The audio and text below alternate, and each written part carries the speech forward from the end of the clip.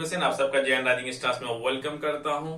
आज हम लोग यहां से पढ़ेंगे कि जामिया, एएमयू और बीएचयू जो कि सीएचएस का एग्जाम जो है बीएचयू कंडक्ट कराती है नाइन्थ इंट्रांस के लिए। सो नाइन्थ इंट्रांस के लिए जामिया हो, एएमयू हो या फिर बीएचयू हो, उसमें जो आपका साइंस का जो सिलेबस अब में आता है उसी सिलेबस के अकॉर्डिंग एक चैप्टर है जिसका नाम है combustion and flame. Yes, combustion and flame को आज हम लोग यहां से पढ़ेंगे जो कि नाइन्थ का इंट्रांस में बहुत अच्छे ढंग से इस चैप्टर से कई सारे सवाल आसानी से आ जाते हैं। सो गाइस, आपको सबसे पहले क्या करना है, जब भी मैं जो भी वीडियोस में बनाता हूं इसके जो क्वेश्चंस होते हैं एमसीक्यूज टाइप का, वो मैं जेएन राइजिंग स्टार्स के नाम से टेलीग्राम चैनल पर चले जाए, वहां से जाकर के आप अपना खुद से टेस्ट ले सकते हैं और वहां अलग अलग तरह के क्वेश्चंस भी मैं डालता हूं ताकि कि आप आसानी से आपकी तैयारी चल सके। और मेरी ये भी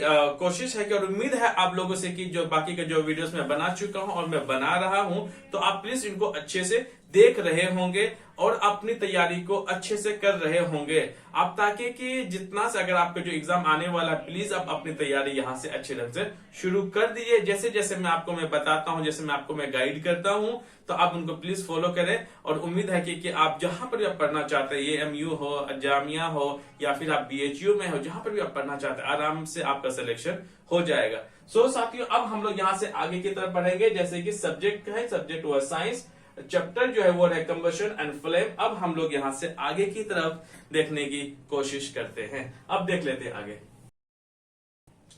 अब हम लोग यहां से देख लेते हैं कंटेंट से। अब हम यहां से आगे की तरफ बढ़ते हैं। कंटेंट में हम लोग देखेंगे कि इस चैप्टर में हम लोग क्या क्या पढ़ने वाले हैं, हमेशा की तरह जैसे मैं हमेशा बताता हूं। सबसे पहले इसमें हम लोग देखेंगे इंट्रोडक्शन को, कि इंट्रोडक्शन में हम लोग इस बात को समझने की कोशिश करेंगे कि इस चैप्टर में हम लोग क्या क्या दरअसल में पढ़ने वाले हैं, है ना। सो यहाँ पे है। उसके बाद हम लोग फिर आगे बढ़ेंगे, वो है कंबशन। कंबशन क्या होता है उसको फिर हम लोग समझने की कोशिश करेंगे। इनकी डेफिनेशंस क्या क्या होते हैं वो भी हम लोग देखेंगे। और तीसरा जो नंबर पे रहेगा वो रहेगा types of combustion. Types of combustion में रहेगा तीन तरह का। टाइप्स ऑफ कंबशन में तीन तरह का कंबशन आता है। पहला आता है रैपिड कंबशन, सेकेंड आता है spontaneous combustion, third one is the explosive combustion. तो ये टाइप्स ऑफ कंबशन है, इसको हम लोग भी देखेंगे। उसके बाद आता है फोर्थ नंबर पे, चौथा नंबर है वो है इग्निशन टेम्परेचर। इग्निशन टेम्परेचर क्या होता है, इसके कितना टेम्परेचर में ये चीजें जो जलने वाली जो सब्सटेंसेस होते हैं कब जल जाते हैं, उसको हम लोग देखने की कोशिश करेंगे। कि और चीजों में कोई ऐसे सब्सटेंस होता है, किसी में जल्दी आग लग जाती है, किसी में लेट से लगती है। इसका मतलब ये है कि कोई कम टेम्परेचर पे आग लग जाती है, कोई ज्यादा टेम्परेचर पे आग लग जाती है कोई सब्सटेंस में, उसको देखने की कोशिश करेंगे। फिर देखेंगे इग्निशन टेम्परेचर में ही हम लोग इनफ्लामेबल सब्सटेंस को देखेंगे कि भाई जो इनफ्लामेबल सब्सटेंस होते हैं वो क्या होते हैं, उसको देखेंगे। और जो फिफ्थ नंबर पे जो रहेगा वो रहेगा हाउ डू कंट्रोल फायर, कि हम लोग आग को कैसे कंट्रोल कर सकते हैं। कुल मिलाकर के आपसे ये पूछना हो जाता है कि हम आग को कैसे बुझा सकते हैं। सो इसी में हम लोग कहीं ना कहीं क्या फायर एक्सटिंग्विशर के बारे में बात करेंगे। देखिए ये फायर एक्सटिंग्विशर की जो है वो ज्यादा जगह क्या होता है, जिसकी जंगलों में हो, घर में हो, छोटे छोटे जंगलों में, बड़े जंगलों में नहीं, तो उसको बहुत ज्यादा पानी चाहिए आग बुझाने के लिए, है कि नहीं। फायर एक्सटिंग्विशर को हम कहा जंगल बुझाने के लिए थोड़े ना, हम लोग जो घरों पे जो आग लगती है फायर एक्सटिंग्विशर, समझ गए ना आप, वो थोड़े ना क्या जंगल में आग लगेगी तो अगर हम फायर एक्सटिंग्विशर लेकर के जाएंगे, नहीं। ये हम लोग ऑफिस में है, घर में हो, जहाँ पे छोटी छोटी जगहों पर अगर आग लग जाए, किसी गाड़ी पर आग लग जाए, तो हम लोग कहाँ फायर एक्सटिंग्विशर का यूज करते हैं। अदरवाइज हम लोग कहाँ पानी वगैरह का मोस्टली यूज करते हैं जब बहुत ज्यादा जहाँ पे आग लग जाती हो तो। ओके, फिर हम लोग 6 नंबर पे पढ़ेंगे वो है फ्लेम। फ्लेम क्या होता है उसके बारे में पढ़ेंगे। और साथ में हम लोग इसी में ये भी पढ़ेंगे स्ट्रक्चर ऑफ फ्लेम। फ्लेम का कितना स्ट्रक्चर है, या फिर कुल मिलाकर के दूसरा नाम से भी जाना जाता है कि zone, different zone of flame. Flame का ना अलग अलग जोन होता है। जैसे कि पहला जोन है इनर मोस्ट जोन, उसके बाद सेकंड में है मिडिल जोन, थर्ड में है वो है आउटर जोन। तो इस तरह का हम लोग क्या होते हैं, हम लोग जोन को देख लेंगे एक फ्लैम किस हिसाब से जलते हैं। जैसे कि अगर मैं कैंडल की मैं बात कर लूं, सीएनजी का जो हमारे सीएनजी जो है कंप्रेस्ड नेचुरल गैस जो हमारे गाड़ियों में इस्तेमाल होते हैं, लेकिन जो हम लोग खाना बनाने के लिए घरों में एलपीजी का जो इस्तेमाल किया जाता है गैस सिलेंडर में, तो हमारे घरों में तो आप देखते ही होंगे, तो उसको भी क्या एक फ्लैम है, उसके भी कितने 3 जोन होते हैं। वो कौन कौन से जोन होते हैं, जैसे कि इनर मोस्ट जोन है, मिडिल जोन है, आउटर जोन है। तो इनको फिर हम लोग 1 बाय 1 बहुत अच्छे से हम लोग समझने की कोशिश करेंगे। ओके, नंबर 7 में है व्हाट इज फ्यूल। ये फ्यूल बहुत ही इंपॉर्टेंट है। मैंने जितने भी अगर मैं पढ़ाऊंगा इस पे, दरअसल हमारा इन्हीं पर ही बेस रहेगा, जिसका नाम है फ्यूल। फ्यूल जब जलता है तो ही ये सारी चीजें होती हैं। फिर अब हम लोग यहां से आगे पढ़ेंगे कि फ्यूल क्या होता है, और फिर साथ में हम लोग यहाँ पे ये भी पढ़ेंगे characteristics of an ideal fuel. एक जो आइडियल फ्यूल होते हैं उनकी खासियत क्या होती है, उनके कैरेक्टरिस्टिक्स क्या क्या होते हैं, तो फिर हम लोग इस वीडियो में समझने की कोशिश करेंगे। और फिर आगे है वो है 8th नंबर। 8th नंबर पे रहेगा फ्यूल एफिशिएंसी।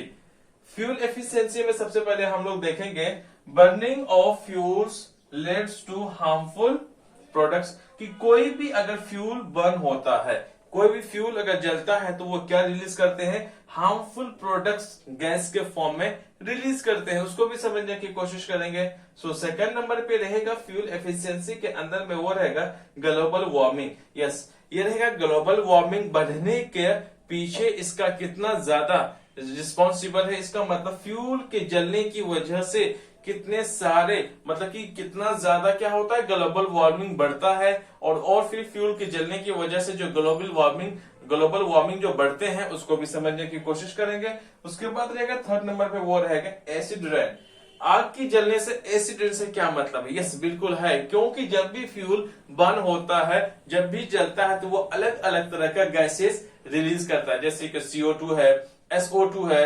तो इस तरह की गैसेस क्या होते हैं, जब हमारे एटमॉस्फेयर में रह जाता है, बारिश का पानी जब उस गैसेस में, क्योंकि हमारे जो गैसेस होता है एटमॉस्फेयर में फैला होता है, जब बारिशें जब ऊपर से गिरने लगती हैं तो पानी के बूंदों के साथ साथ में ये सारे गैसेस क्या होते हैं, नीचे जमीन पर आ जाते हैं, जिसकी वजह से पानी हो हमारा, जैसे कि ह्यूमन बॉडी है, कहीं अगर उस तरह का अगर पानी गिर जाए, बरसात का पहला पानी, तो क्या हो जाता है, खुजलाहट से होने लगती है। तो कई ऐसे सारे रीजंस होते हैं एसिड रेन की जो होने की जो वजह है वो है फ्यूल से जलने के बाद जो भी गैसेस, हार्मफुल गैसेस निकलते हैं, वो वाटर रेन के साथ मिक्स करके वो हमारे फिर जमीन पे आ जाता है, जिसकी वजह से हमारा पानी हो, नदी हो, तालाब हो, या फिर खेती हो, या फिर हम इंसान क्यों ना हो, जब भी पानी वगैरह पड़ता है उससे क्या होता है, नुकसान वगैरह होने लगते हैं। इसी को हम लोग एसिड रेन बोलते हैं। फिर आगे को हम लोग अच्छे से समझेंगे। ओके, कुल मिलाकर के हम लोग यहाँ पे 8 पॉइंट्स को समझने की कोशिश करेंगे। पूरे ही चैप्टर को हम लोग 8 पार्ट्स में, मतलब कि 8 पॉइंट्स में हम लोग उसको बेहतर ढंग से, अच्छे से ढंग से समझने की कोशिश करेंगे, और उम्मीद है कि मुझे बहुत ही अच्छे तरीके से आपको समझ में भी आएगा। देखिए, पहला अब हम लोग शुरुआत कर लेते हैं यहाँ से इंट्रोडक्शन, क्योंकि हमारा 8 पार्ट्स तो हो गया, 8 नंबर है ना, यहां से हमें क्या होगा, 8 नंबर पे ही हम लोग पूरे चैप्टर को खत्म कर लेंगे। हम लोग 1 बाय 1 से शुरू कर लेते हैं। पहला है इंट्रोडक्शन। ये रहा इंट्रोडक्शन। इंट्रोडक्शन का मतलब होता है परिचय, कि इस चैप्टर में हम लोग दरअसल में किन किन चीजों से परिचय होने वाले हैं, है ना, परिचय करने वाले हैं, किन किन चीजों से हमारी मुलाकातें होंगी, या फिर हम किन किन चीजों को इसमें पढ़ेंगे, उसको हम लोग इसमें समझने की कोशिश करेंगे। इंट्रोडक्शन में पहला है, we shall study in this chapter the chemical process of burning of fuel. Fuel का जो, देखो, फ्यूल जब भी जलता है तो इसका मतलब यहाँ पर यह है, यह क्या है, केमिकल प्रोसेस है। क्या ये केमिकल प्रोसेस है? बिना केमिकल प्रोसेस के ये हो नहीं सकता, क्योंकि जितनी भी चीजें को जलने के लिए क्या चाहिए, ऑक्सीजन चाहिए। क्या चाहिए? ऑक्सीजन चाहिए। तो यह क्या केमिकल प्रोसेस है फ्यूल का जलने का। और साथ में types of flame produce this process, यहाँ पे अलग अलग तरह का क्या, तो फ्लेम प्रोड्यूस होता है। कुल मिलाकर के कहीं ना कहीं किसकी, इसी स्ट्रक्चर ऑफ फ्लेम की बात कर रहा है। कहीं इनर मोस्ट है, कहीं मिडिल जोन है, third one is the outer zone है। सो इनके फ्यूल को जलने की वजह से क्या होता है, टाइप्स ऑफ फ्लेम, अलग अलग तरह के क्या जो फ्लेम निकलते हैं। जितना अच्छा जलेगा वो उतना ही ज्यादा, जैसे कि अब ब्लू कलर का जो जलता है वो सबसे अच्छा फ्लेम होता है। तो फिर हम लोग कैसे कैसे फ्लेम होता है, हम लोग वो बात की डिस्कस है। आगे बात समझ में, हम लोग इस चीज को समझने की कोशिश करेंगे और साथ में इस चैप्टर को हम लोग इस चीज पे भी हम लोग का जोर रहेगा और समझने की कोशिश करेंगे effects after burning of fuel. Fuel का बर्निंग के बाद जो भी इफेक्ट्स होते हैं उसको भी जानना बहुत जरूरी है और हम लोग इन्हीं चैप्टर में इस सब चीजों को समझेंगे कि पहला तो ये है कि बर्निंग ऑफ गैसेज जो एक केमिकल प्रोसेस है, उसके बाद साथ में हमने ये भी देखेंगे कि जो जब भी फ्यूल बर्न कर रहा होता है या फिर फ्यूल जल रहा होता है तो वहां फ्लेम ऑफ टाइप्स का हमें फ्लेम देखने को मिलता है, उसको भी समझने की कोशिश करेंगे। और साथ में अगर कोई भी फ्यूल है जलने के बाद जो भी उनके इफेक्ट्स क्या होगा, जाहिर सी बात है अगर फ्यूल ज्यादा जलेगा तो हमारा नुकसान ही होना है, फायदा तो जी होना नहीं है, क्योंकि बर्निंग जब भी गैसेस या फिर हम लोग एलपीजी जो घरों में यूज करते हैं उनके जलने से क्या होता है, अलग अलग तरह के गैसेस प्रोड्यूस होते हैं। हमारे गाड़ियों में जो डीजल है, पेट्रोल है, केरोसिन का इस्तेमाल तो नहीं होता है, तो इन सब डीजल, पेट्रोल, सीएनजी जो गाड़ियों में इस्तेमाल करके जब भी करते हैं तो उनसे क्या होते हैं, जलने के बाद या फिर डीजल या पेट्रोल का यूज होने के बाद कई तरह के अलग अलग तरह के जो कि खतरनाक किस्म के गैसेस रिलीज होते हैं, उनको समझेंगे। जैसे कि काउडक है, काउडक का मतलब गोबर है ना, गाय की गोबर है, लकड़ी है, वुड है, कोल, पेट्रोल, डीजल, चारकोल, सीएनजी, इन सारे क्या फ्यूल है। इन सारे फ्यूल्स को जलने के बाद क्या होता है दोस्तों, कुछ ना कुछ क्या हार्मफुल गैसेस रिलीज होते हैं, उसको समझने की कोशिश करेंगे। पहला नंबर कंप्लीट हो गया, अब रहेगा हमारा दूसरा नंबर। दूसरा नंबर पे रहेगा वो है हमारा कंबशन। कंबशन क्या होता है, व्हाट इज कंबशन, उसको यहां से समझने की कोशिश करेंगे। और यहाँ पे क्या होता है, इसका सीधा सीधा क्या है आपका डेफिनेशन भी बन जाता है यहां से।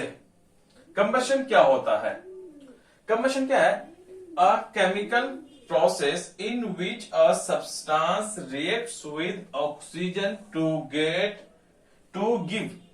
Give off heat is called combustion. कहता है कंबशन यह एक क्या है, एक केमिकल प्रोसेस है जिसमें कोई भी सब्सटेंस रिएक्ट करता है किसके साथ, ऑक्सीजन के साथ, और वो क्या देता है, हीट देना शुरू कर देता है, उसी को हम लोग बोलते हैं कंबशन। जैसे कि एग्जांपल है, हम लोग अपने घरों में एलपीजी का इस्तेमाल करते हैं ना, एलपीजी मीथेन से बना होता है मोस्टली। जो एलपीजी जो गैस है वो हमारे बाहर का ऑक्सीजन के साथ रिएक्ट करने के बाद क्या होता है, हमें हीट मिलती है और साथ में रोशनी भी मिलता है। तो उसी हिसाब से अगर पेट्रोल जब भी जलता है ना, तो वो ऑक्सीजन के प्रेजेंस में ही जलेगा। तो ऑक्सीजन के प्रेजेंस के बाद जलने के बाद जो हमें हीट मिलती है या फिर एनर्जी मिलती है, लाइट एनर्जी भी मिलती है और साथ में हीट एनर्जी भी मिलती है, तो इस तरह के सारे एनर्जी मिलता है, तो उसी को हम लोग कुल मिला के क्या बोलते हैं, कंबशन बोलते हैं। सिंपली कंबशन का मतलब होता है यह एक ऐसा केमिकल प्रोसेस है जब कोई भी सब्सटेंस की बात कर रहा है, वो सब्सटेंस हो सकता है आपका काउडक हो, वुड हो, कोल हो, पेट्रोल हो, डीजल हो, चारकोल हो, सीएनजी हो, है ना, इस तरह का कोई भी सब्सटेंस जब रिएक्ट कर जाता है किसके साथ, ऑक्सीजन के साथ, तभी हमें क्या हीट मिलती है और लाइट भी मिलती है, तो उन्हीं को हम लोग क्या बोलते हैं, कंबशन बोलते हैं। अब हम लोग यहां से आगे की तरफ अच्छे ढंग से देखने की कोशिश कर लेते हैं। अभी हमने कंबशन के कुछ पॉइंट्स को देख लिए हैं, अब हम लोग यहां से कंबशन का कुछ पॉइंट्स को और देख लेते हैं। कंबशन होने के लिए किसकी, ऑक्सीजन का प्रेजेंस ऑफ ऑक्सीजन होना बहुत जरूरी है। बिना ऑक्सीजन का प्रेजेंस में, जैसे कि हवा है, जैसे कि हम लोग घरों में आग जलाते हैं, जैसे कि एलपीजी है जो गैस सिलेंडर है वो है, किसी कोयले में आग लगाते हैं, कहीं जहां पर भी अगर हम लाइटर जलाते हैं, मोमबत्ती जलाना हो, तो कहीं पर भी अगर मुझे आग जलानी हो तो हमें क्या वहां पे ऑक्सीजन का प्रेजेंस होना बहुत जरूरी है।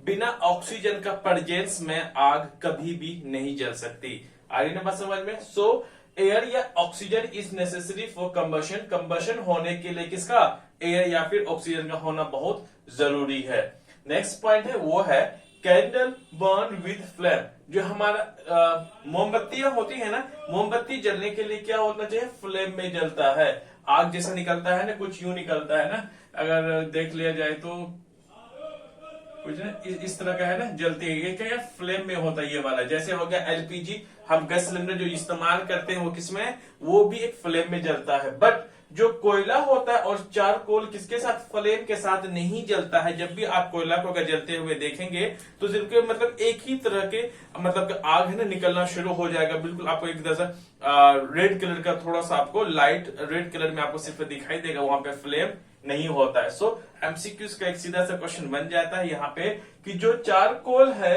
या फिर कोयला हो या फिर चारकोल है, किसके फ्लेम के साथ जलता है या नहीं जलता है। तो चारकोल और कोयला क्या फ्लेम के साथ नहीं जलता है। अब फिर अगले पॉइंट को देख लेते हैं। इन द सन, सूरज की रोशनी हो गई। Heat and light are produce by nuclear reaction या फिर फ्यूजन। जो कि सूरज की रोशनी हो, जो भी हमें रोशनी, सूरज की रोशनी से जो भी हमें हीट और लाइट मिलती हो, तो दरअसल में किसके जरिए से होता। ऐसा नहीं है कि सूरज में आग लगता है ना, ये नहीं होता। सूरज में ही एक क्या होता है, एक प्रोसेस होता है जिसका नाम है तो न्यूक्लियर रिएक्शन होता है, जो कि हाइड्रोजन और हीलियम मिलकर, जब हाइड्रोजन हीलियम में तब्दील होता है या फिर हाइड्रोजन जब हीलियम में बदलता है, तो तभी कौन सा रिएक्शन होता है, न्यूक्लियर रिएक्शन होता है, जिसे हम फ्यूजन कहते हैं। बस सिर्फ आपको इतना से याद रखना है कि जो सूरज है, सन है, जो हमें हीट या फिर रोशनी मिलती है, तो वो हमें कैसे मिलती है। क्या सूरज में आग जलाया जाता है, कोयला जलाया जाता है या फिर कोई लकड़ियां जलाई जाती है, नहीं, बिल्कुल वहां पे एक ऐसा रिएक्शन होता है जिसका नाम होता है न्यूक्लियर रिएक्शन। अगर ज्यादा और थोड़ा सा आपको थोड़ा सा जानकारी अगर ब्रॉड में चाहिए, तो वहां पे इतना याद रखना कि सूरज में जो हमें हीट और रोशनी मिलती है, क्योंकि जब हाइड्रोजन हीलियम में बदलता है तो एक रिएक्शन होता है, उस रिएक्शन में लाइट और हमें हीट मिलती है। अब आ जाता है एग्जाम्पल, हम लोग देख लेते हैं कंबशन का कि कौन कौन से एग्जाम्पल है। जैसे बर्निंग ऑफ वुड, लकड़ी हो, कोयला हो, तो इन सब चीजों में क्या होता है, जो भी जलने वाली चीज होती है, जो जलता है, उसी को हम लोग क्या बोलते हैं, कंबशन हो रहा है। मतलब कोई चीज अगर जल रहा है पूरे होल प्रोसेस में, तो हम लोग क्या बोलते हैं सिंपल इसको, कि ये कंबशन हो रहा है। कोयला हो गया, डीजल, पेट्रोल एक्सेट्रा, जितने भी फ्यूल्स कुल मिलाकर के जलने वाली चीज होती है, जो जल रहे होते हैं, कोई भी फ्यूल्स जब जल रहा होता है, जलने में, बर्निंग के टाइम में जो भी उसको नीड होना चाहिए, मोस्टली किसका, ऑक्सीजन के नीड होता है, तो हम लोग बोलेंगे कि हाँ जी वो क्या हो रहा है, कंबशन हो रहा है। ओके, अब हम लोग आगे का कुछ पॉइंट्स देख लेते हैं। जैसे कि मैं बोलूं वुड, कोल, डीजल, पेट्रोल, ये सब के सब एक फ्यूल है, ये सब के सब आग जलने वाली चीज है। तो एक चीज होता है जिसका नाम होता है कंबस्टिबल। सिर्फ इतना याद रखना है आपको कंबस्टिबल का, कि जो जलने वाली चीज होती है उनको हम लोग कंबस्टल बोलते हैं। फिर से मैं रिपीट कर दे रहा हूं, जलने वाली चीज को हम लोग क्या बोलते हैं, कंबस्टिबल बोलते हैं। जैसे कि देख लेते हैं, the substance which easily catch fire, ऐसा सब्सटेंस जिसमें आसानी से आग लग जाए, उन्हीं को हम लोग क्या बोलते हैं, कंबस्टिबल सब्सटेंस बोलते हैं। साथ में it is also called a fuel, जो हमारा कंबस्टिबल सब्सटेंस होता है, उन्हीं का दूसरा नाम क्या हम लोग फ्यूल के भी नाम से जानते हैं। फ्यूल को ही दूसरा नाम क्या है, कंबस्टिबल है, इतना याद रखना है। द फ्यूल में भी, जो फ्यूल है वो सॉलिड में भी हो सकता है, लिक्विड में भी हो सकता है और साथ में गैस में भी हो सकता है। जैसे कि मैंने लिया है वुड, वुड क्या है, एक जलने वाली चीज है ना, एक क्या है, कंबस्टिबल सब्सटेंस है। वुड किसमें, सॉलिड के फॉर्म में पाया जाता है। अगर हम लोग देख लेते हैं डीजल, डीजल हो गई, पेट्रोल है, केरोसिन ऑयल है, ये सब के सब कौन से फॉर्म में पाया जाता है, ये सब के सब लिक्विड फॉर्म में पाया जाता है दोस्तों। उसके बाद होता है तीसरा है वो गैस, जैसे कि हम लोग सीएनजी है, घरों में यूज करते हैं, एलपीजी खाना बनाने वाली गैस, तो उन्हीं कुकिंग गैस, तो वो क्या है, गैस के फॉर्म में पाया जाता है। सो कंबस्टिबल का मतलब से इतना है यहाँ पे कि जलने वाली चीज हो। कंबस्टिबल एक ऐसा सब्सटेंस है जिसमें आसानी से आग लग जाए, या फिर कंबस्टिबल का एक दूसरा भी नाम है जिसका नाम हम लोग फ्यूल बोलते हैं। फ्यूल जो है या फिर कंबस्टिबल है वो तीन फॉर्म में हो सकता है, सॉलिड, लिक्विड और गैस के फॉर्म में। ये तो बात आ गई समझ में, लेकिन एक अहम चीज और है दोस्तों, वो है conditions for necessary for a combustion, कि कंबशन होने के लिए क्या क्या कंडीशंस होना बहुत जरूरी है। फिर से मैं रिपीट कर रहा हूं, कंबशन होने के लिए कौन कौन से चीजें हैं या फिर कौन कौन सी कंडीशंस हैं जो कि होना बहुत जरूरी है। पहला कंडीशन जो होगा कंबशन होने के लिए वो है the substance must be combustible, का मतलब ऐसे सब्सटेंस जो कि जलने वाली होनी चाहिए। कैसी होनी चाहिए, जलने वाली होनी चाहिए। जैसे लकड़ी है, आसानी से आग लग जाएगी। क्या हमारी ईंट है या फिर स्टोन्स है या फिर ग्लास है या फिर मिट्टी है, किसमें, या फिर पानी है, क्या इसमें आग लग सकता है, नहीं, बिल्कुल इसमें नहीं लगेगा। सो आग जलने के लिए सबसे पहले, जाहिर से तो कॉमन सेंस की बात है, लेकिन हमें बताना होता है तो फिर मैं बता देता हूं यहाँ पे। सो सब्सटेंस सबसे पहले कंबशन होने के लिए पहला कंडीशन ये है कि वो चीजें जलने वाली होनी चाहिए, है ना। सेकेंड पॉइंट ये है प्रेजेंस ऑफ ऑक्सीजन का प्रेजेंस में होना बहुत जरूरी है। अगर ऑक्सीजन ना हो तो वो कभी आग लग ही नहीं सकती। थर्ड है the substance should be heated to its ignition temperature. इसका मतलब वो भी जो भी सब्सटेंस है उसका इग्निशन टेम्परेचर का इतना समझ लेके जिसमें एक इग्निशन टेम्परेचर एक ऐसा टेम्परेचर होता है जिसमें सबसे लोवेस्ट टेम्परेचर में आग आसानी से पकड़ लेता है, उन्हीं को हम लोग बोलते हैं इग्निशन टेम्परेचर। हम लोग इग्निशन टेम्परेचर को अच्छे से आगे देखेंगे। सो तीसरा है ऐसा सब्सटेंस कैसे हीट होना चाहिए, बिल्कुल जो कि आसानी से इग्निशन टेम्परेचर में होना चाहिए। इग्निशन टेम्परेचर में का मतलब होता है कम से कम टेम्परेचर में क्या हो जाएगा, आग आसानी से पकड़ ले। ओके, ये रही 3 कंडीशंस। अब आ जाते हैं तीसरा नंबर दोस्तों, वो है types of combustion. Types of combustion को हम लोग यहां देखेंगे। टाइप्स ऑफ कंबशन में दोस्तों 3 तरह का होता है। पहले जो होता है types of combustion, there are 3 types of combustion. Combustion कितने टाइप्स के होते हैं, 3 टाइप्स का होता है। पहला है जिसका नाम है दोस्तों वो है रैपिड, सॉरी मार्कर चल नहीं रहा लेकिन मैं बता दे रहा हूं। पहला है रैपिड कंबशन और दूसरा है वो है spontaneous combustion. Third one is that explosive combustion. हम लोग इसमें से एक हर एक को 1 by 1 को क्या कर लेते हैं, 1 by 1 को हम लोग एक्सप्लेनेशन कर लेते हैं। सबसे पहले को लेता हूं मैं रैपिड कंबशन में। रैपिड कंबशन, रैपिड कंबशन का मतलब, रैपिड का मतलब है ऐसी चीजों की बहुत जल्दी क्या हो जाए, आग लग जाए ना। बहुत ऐसे चीजें जो इसमें जल्दी से आग लग जाए तो रैपिड कंबशन होता है। वो है in this combustion gas Burns rapidly, जैसे कि सीएनजी है ना, जितने हमारे पास एलपीजी है। कोई भी गैस को जैसे अगर हम आग लगाए तो बहुत जल्दी आग लग जाती है उसमें। And produce uses heat and light, और उनको गैस की जलने की वजह से क्या हो, हीट भी मिले और साथ में लाइट भी मिले। अगर हम लोग घरों में यूज करते हैं दोस्तों, खाना बनाने वाला है ना, जैसे हमने नॉब को ऑन किया, तुरंत अगर हम लाइटर से अगर माचिस का स्टिक से हम लाए तुरंत आग पकड़ लिया जाता है। तो क्यों, वो गैसेस है। गैसेस में तो रैपिड कंबशन में जो आता है वो मोस्टली गैसेस में आता है। सो गैस क्या होता है, बहुत जल्दी आग पकड़ लेती है, वो फिर जल जाती है और गैस की जलने की वजह से हमें क्या, हीट और लाइट मिलता है। एग्जाम्पल देख लेते हैं रैपिड कंबशन का। वो बर्निंग ऑफ फॉस्फोरस, जैसे कि बर्निंग ऑफ फॉस्फोरस है, बर्निंग ऑफ मैच स्टिक है, या फिर बर्निंग ऑफ एलपीजी। तो इन सब चीजों में क्या होता है, अब हमेशा याद रखिएगा इन सबको जलाने के लिए हमें क्या चाहिए, हमें इसमें से जलाने के लिए एक्सटर्नल हीट की जरूरत पड़ जाती है।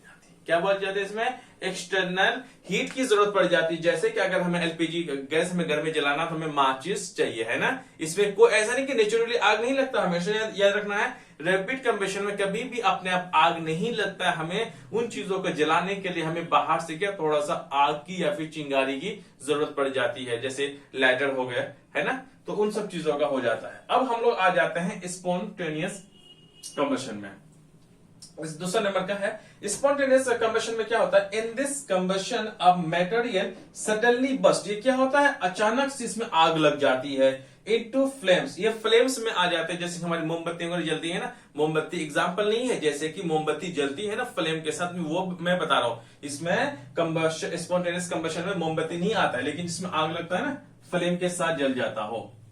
Without the application of any apparent causal, मतलब हमें किसी भी तरह के उसमें आग, एक्सटर्नल आग की जरूरत नहीं पड़ जाती, अपने आप आग लग जाता होगा। जैसे कि combustion of coal and forest fire, जैसे कि अगर पहली किसके साथ, फायर का, फर्स्ट फायर का मतलब जैसे कि अगर हमने कोयला है, कोयला को अगर हमने एक बार आग दे दिया तो जलने के बाद हमेशा जलते रहता है कुछ देर तक, जब तक जलेगा जब तक उसमें शक्ति होती है। कोयला जब तक जल सकता है, जितना ज्यादा होगा वो हो गया। दूसरा है डाइजेशन ऑफ फूड या फिर रेस्पिरेशन। ये क्या होता है, ये अपने आप में हमें किसी भी चीज की क्या जरूरत नहीं पड़ जाती, ये अपने आप क्या होता है, जैसे डाइजेशन ऑफ फूड, ये अपने आप क्या होता है, हमारे जो पेट में, स्टमक में है, खाना अपने आप हजम हो जाता है। ये भी क्या होता है, ये कंबशन होता है। और साथ में रेस्पिरेशन, जो हम सांस लेते हैं, कुछ उस पॉइंट्स को होता है इसमें स्पॉन्टेनियस में। अब हम लोग यहां से आगे की तरफ देख लेते हैं, वो है स्पॉन्टेनियस कंबशन से रिलेटेड। उसके बाद हम लोग फिर एक्सप्लोसिव कंबशन को डिस्कस करेंगे। स्पॉन्टेनियस कंबशन के बारे में हमने कुछ पॉइंट्स को देखे हैं, अब हम लोग इन्हीं से जुड़े हुए कुछ और पॉइंट्स को देख लेते हैं। स्पॉन्टेनियस कंबशन में आता है कि जो many disastrous fires coal mine, बहुत सारे जो कोल के माइन होते हैं, जो कोयला के जो खदान होते हैं, वहां पे कहीं कहीं पे ना आग लग जाती है, कहीं न कहीं विनाश शक के वजह बन जाता है क्योंकि जब बहुत सारे कोयले के टुकड़े, जब कोयले के खाने में बहुत सारे क्या होते हैं, कोयले के जब टुकड़े फैले हुए रहते हैं, जब सूरज की रोशनी की वजह से या फिर किसी और वजह से वहां पे कभी कभी आग लग जाता है, क्योंकि जो उसके फाइन पार्टिकल्स होते हैं कोयला के, उसमें आग आसानी से लग जाती है, खासकर अक्सर ये गर्मियों के दिनों में होता है।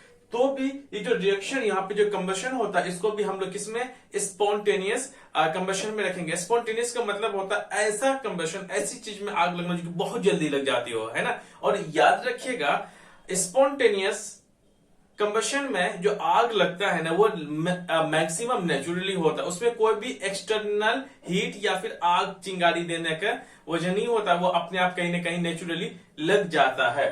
ओके, अब हम लोग देख लेते हैं इन्हीं से जुड़े हुए अगले पॉइंट्स को। Spontaneous forest fires are sometimes due to the heat of the sun और due to the lightning strike. आपने इस बात को सुना होगा कि जंगलों में आग लग गई है।